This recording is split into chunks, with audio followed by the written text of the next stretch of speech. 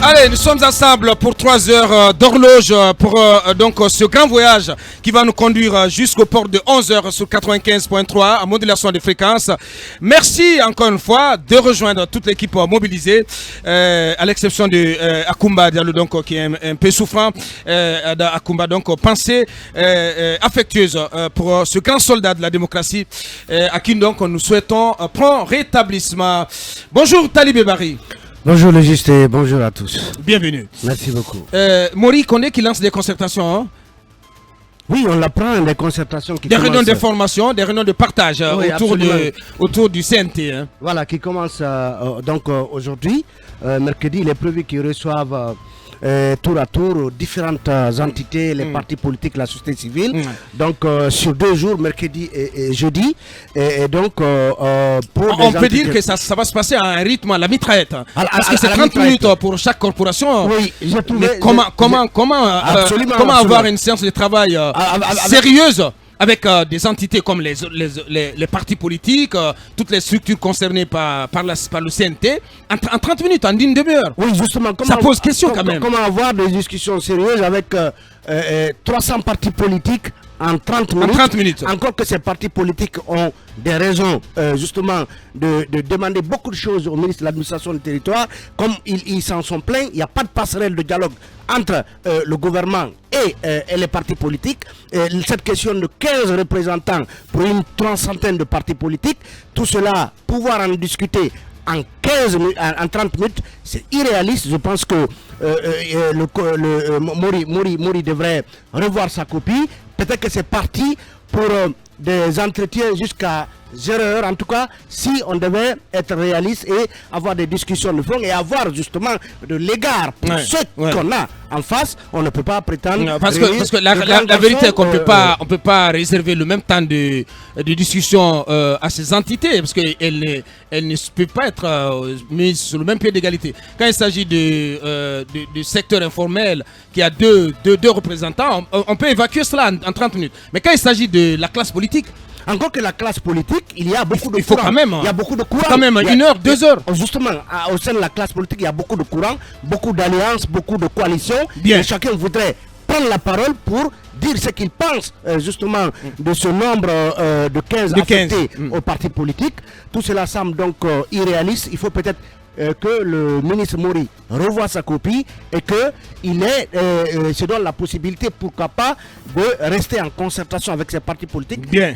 En tout cas, avec l'ensemble des entités, jusqu'à dimanche prochain, pourquoi pas. En tout cas, pour pouvoir discuter de long en large de cette question qui fait déjà débat dans beaucoup de structures qui n'arrivent pas à s'accorder sur les critères de choix de leurs représentants au CNT. Au même moment, on apprend, selon nos confrères de Média Guinée, que le Premier ministre Béavougui a échappé de peu à un limogeage. Oui, c'est l'information un peu... L'information de plus en plus confirmée par nos sources consultées ce matin. Oui, en fait, l'opinion est prise de court.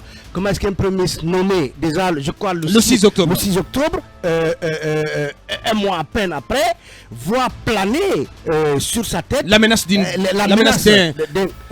révocation. D'une révocation, d'un limogeage. Pour moi, c'est même fou que de pouvoir envisager un limogeage. Maintenant, je ne veux pas dire quoi qu'ait fait le Premier ministre, parce que certains lui reprocheraient d'y aller, de n'en faire qu'à sa tête, de ne pas se référer au haut lieu, au colonel. J'ai du mal à croire. Est-ce que ça lui ressemble? Tout cela. Béavougui, quelqu'un qui agirait, qui n'en ferait qu'à sa tête. Franchement, l'homme que je connais, j'ai du mal à croire. Il faut se poser des questions. Mais quand même, il faut que les gens aient la liberté d'initiative quand même. Quand on vous met Premier ministre, vous pouvez quand même entreprendre, vous pouvez quand même initier des choses. Mais si vous n'avez même pas la liberté d'initiative. Oui, pour le moment, on ne peut pas s'y aventurer assez, mais on sait que... Ça risque de ne pas aller loin. Honnêtement, ça risque de ne pas aller loin. J'attends de voir, est-ce que les deux peuvent aller au-delà de 3 mois? Franchement, je n'y crois pas.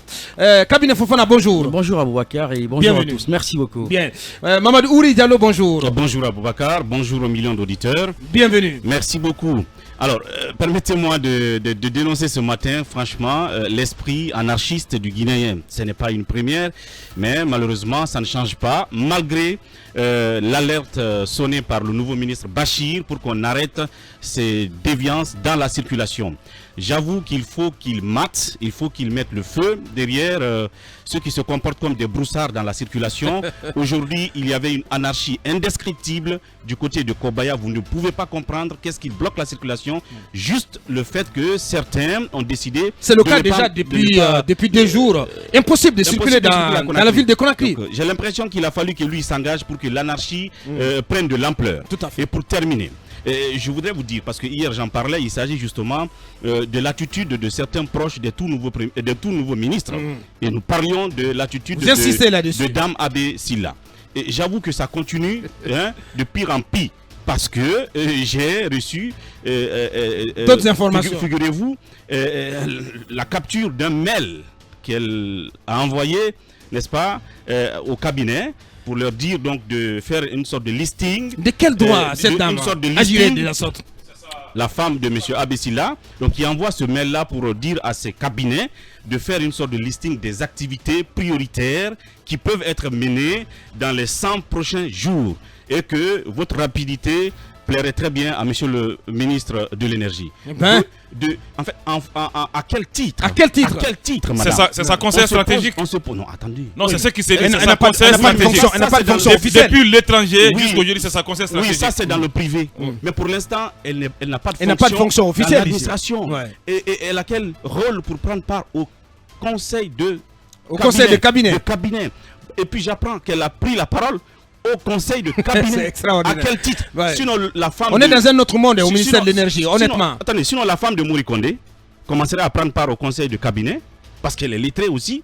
La femme de je sais pas de Mohamed Biavogui viendrait prendre au conseil interministériel. Même au conseil interministériel. Bien sûr. Femme de qui d'autre? Et les maris des dames aussi. Donc je pense qu'il faut arrêter cela à un moment donné. Si elle est conseillère du monsieur, que ça reste dans le privé. Tout à fait. Il faut qu'elle bénéficie d'un décret ou une sorte de fonction officielle pour qu'on la voit en train de prendre des décisions. Et même rouler dans le véhicule de commandement. C'est très grave. C'est extrêmement grave. Il faut qu'on arrête cette démagogie du côté du ministère de l'énergie. Bonjour Lincoln. Bonjour Abakar, bonjour à toutes et à tous. Bonjour au CNRD, bonjour à la justice militaire et à la maison centrale. Qu'est-ce qui se passe? De ce côté, la vie est devenue très difficile.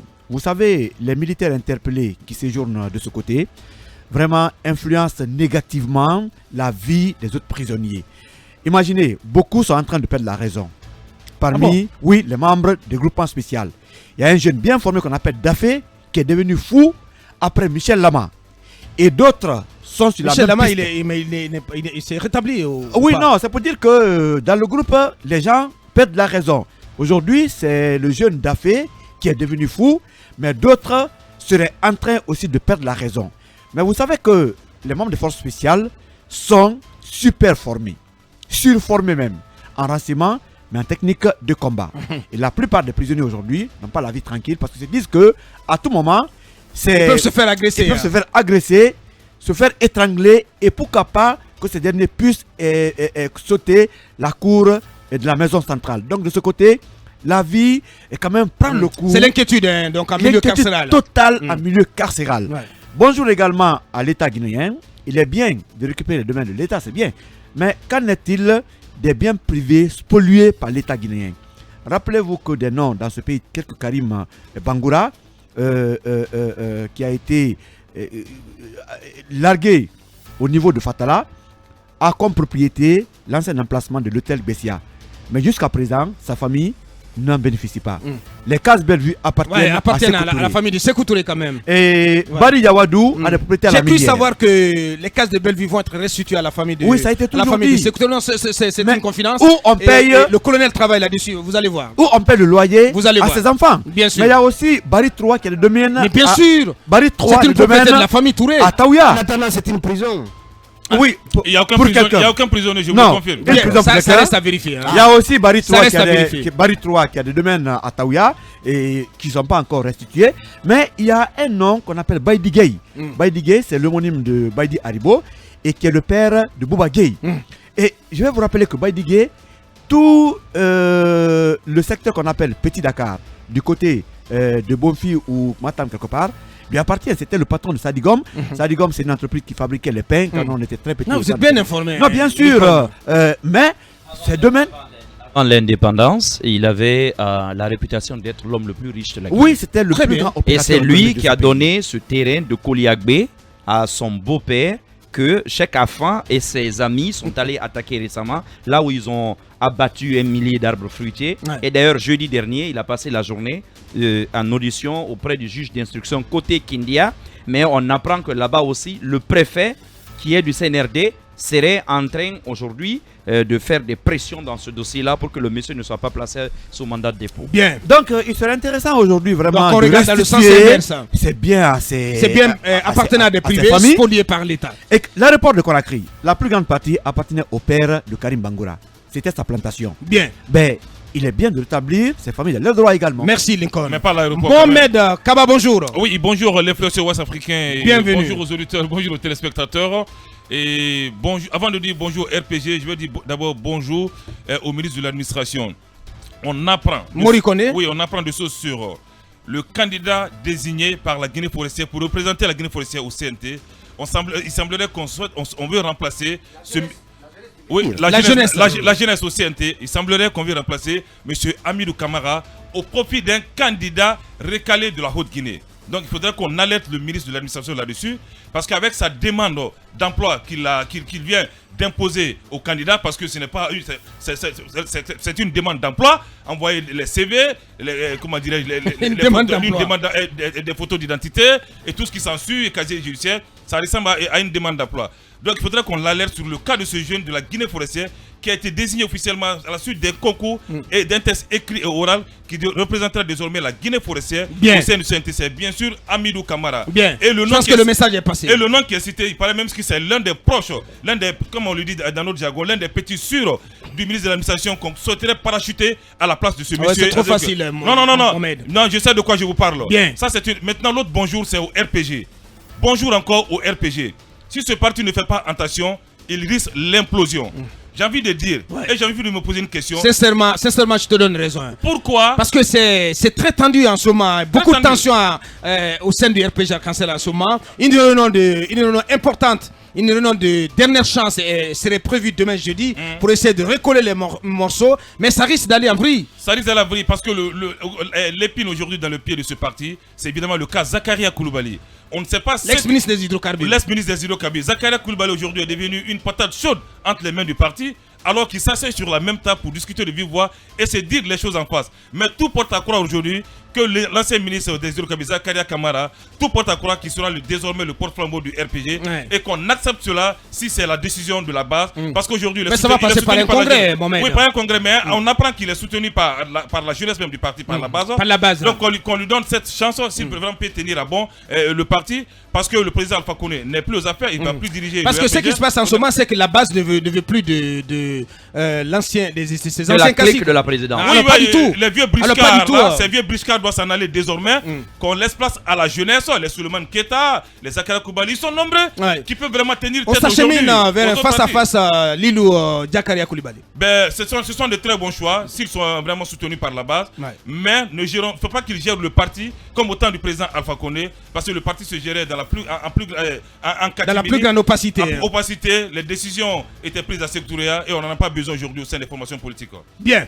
Mohamed Mara, bonjour, bienvenue. Oui, bonjour Aboubacar. Et voilà, au début, mon homonyme ne semblait pas beaucoup me croire quand j'ai ouvert ce dossier-là, ce débat-là sur le RPG Arc-en-Ciel, mais je crois que vous commencez à voir plus clair.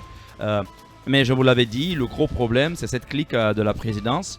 Et en réalité, toute la crise au RPG que ces gens-là sont en train de créer, je vous l'ai dit, ce n'est pas pour Alpha Condé.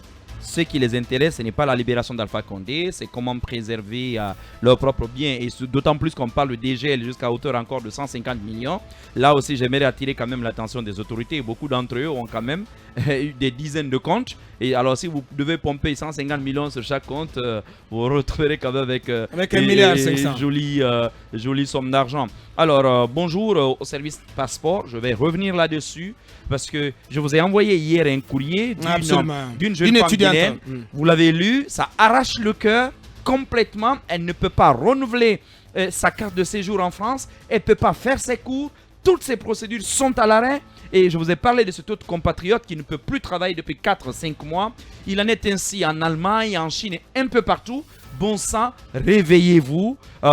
Et ça se complique parce qu'avec le départ, je crois, de Général Lamine Keita de la DCPAF, je ne sais pas quand est-ce qu'ils vont réarmer ce poste-là parce qu'il faut de nouvelles signatures, il faut numériser. C'est toute une procédure.